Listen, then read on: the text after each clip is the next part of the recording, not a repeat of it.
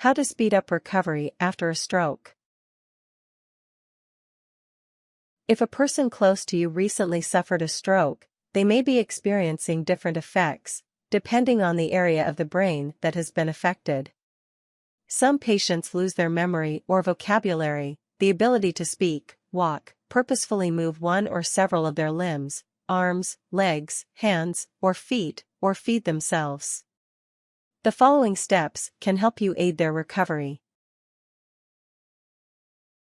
Steps. 1. Visit and speak to the person often. For many patients, seeing people who they are close with in their daily lives can help them recall memories formed before the stroke occurred. Apart from that, patients with a good emotional support network and a positive attitude generally have a better chance of healing well. Showing your love and support helps your loved one regenerate as well as possible. 2. Bring photos with you. Similar to the point mentioned above, reminding the person of people, pets, and events in their life before the stroke can help restore memory, as well as ease the access to the skills that person used. If you can't visit often, daily would be most beneficial. Ask the medical staff to keep the photos close by and show them to your loved one daily. Write the names of the people in the picture on the back, i.e. Dave's birthday. Dave is your son. He is 20 years old and is holding your dog, Rex. 3. Stimulate long-term memories. Bring up memories from long ago to help the brain re-establish synaptic connections. This means singing nursery rhymes the person knew when they were little, for example, or showing them childhood pictures. The more familiar the memory is, the better. 4. Speak to them as to any other person. Don't assume just because your loved one cannot speak or has trouble communicating, that they don't understand you or that they are mentally impaired. Many stroke patients have full mental abilities, but may experience locked-in syndrome, meaning that they cannot speak or express themselves to their surroundings. It is terrible to be fully mentally aware and be treated like a child or a thing. Treat them with the same respect as before and assume that they understand you. 5. Learn about aphasia. If your loved one can't speak, he or she might suffer from aphasia. This means that they are intending to say a certain word, but a wrong connection in the brain makes them use another, which may or may not be related to the subject they are trying to speak about. The correct word is blocked in their vocabulary. For example, they might want to watch TV, and repeatedly say show while indicating a square shape with their hands.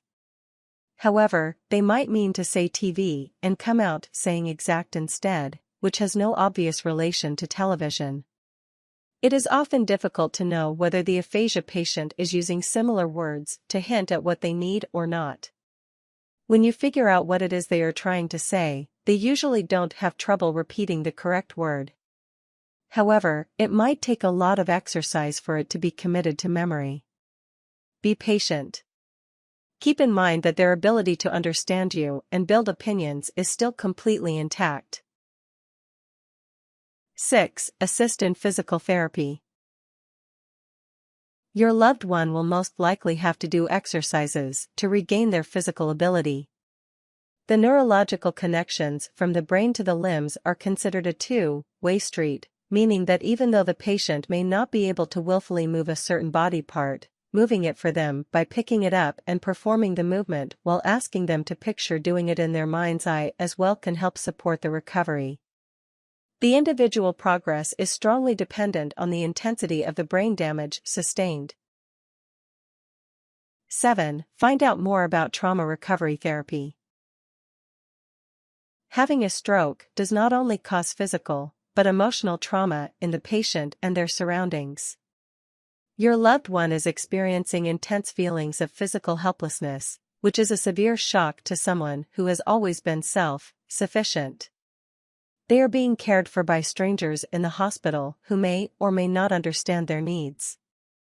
They have to ask for things they used to be able to do whenever they wanted. If they have issues with communication, they experience intense anxiety about being understood.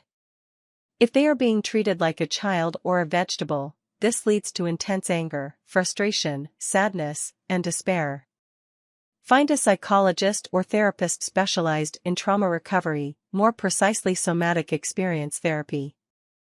This can help patients deal with a traumatic injury and help them cope with the changes it has brought about for them.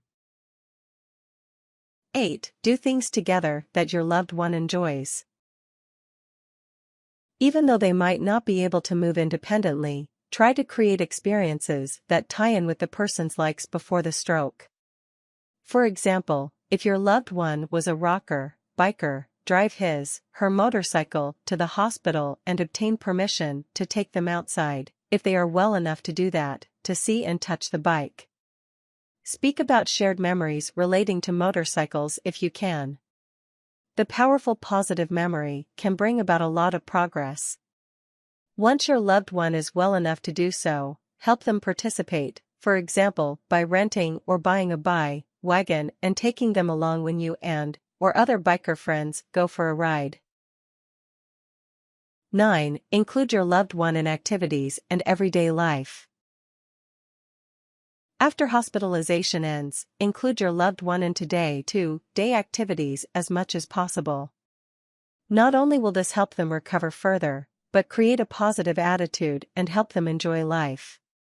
The living conditions might be different and they may need help, a shower seat, a cane, or other items to ease daily tasks, but their life is not over. 10. Motivate, but don't demand. There is no guarantee for a full recovery after a stroke. Never assume that your loved one should be walking by now or feel resentment towards them for their level of ability. They did not choose this change in their life, or to be dependent on the goodwill of others to meet their needs.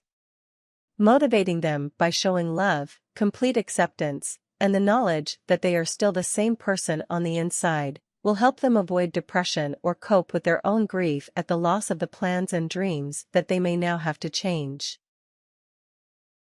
11. Don't think or say she can't. As in the motorcycle example above, everything fun in life can still be done. It might be different than before, but never impossible. If your loved one enjoyed cycling before, but their balance is too impaired for using a bicycle, get them a tricycle. If their feet won't stay on the pedals, help them out with Velcro loops. If they only have dexterity in the fingers of the right hand, attach their bell and brakes on the right and wire them differently. Anything that lets them participate in activities they love will help them get as well as they possibly can. Tips. If you become discouraged and think that your loved one can't do something or enjoy something anymore, watch The Untouchables. It is based on a true story. Look at it from a pragmatic point of view. One of the lead characters was the only one who kept saying why not? When others insisted a paraplegic person couldn't ride in a sports car or enjoy paragliding. It is only a question of budget, or, if that fails, resourcefulness and logistics. Be creative.